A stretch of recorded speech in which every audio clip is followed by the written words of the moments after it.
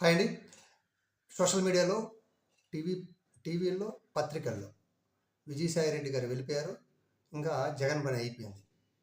విజయసాయిరెడ్డిని చూసి ఎవరు ఓట్లేయలే. మరి విజయసాయిరెడ్డి ఓట్లు వేసే పని అయితే నెల్లూరులో గెలుచుంటాడు కదా ఎంపీ సీట్ అది. అసలు నెల్లూరు అనేది వైఎస్ఆర్సీపీకి కంచుకోట.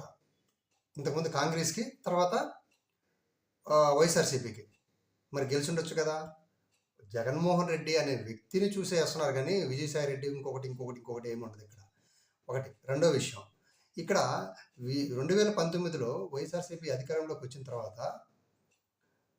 సుజనా చౌదరి, టీజీ వెంకటేశ్వర్లు, తర్వాత వచ్చేసి సీఎం రమేష్, గల్లా జయదేవ్, వీళ్ళందరూ ఎక్కడికి వెళ్ళిపోయారు? గల్లా జయదేవ్ ఇనాక్టివ్ మోడ్లోకి వెళ్ళి టోటల్గా రాజకీయాలు వదిలేసి బిజినెస్ చేసుకుంటా ఉన్నాడు.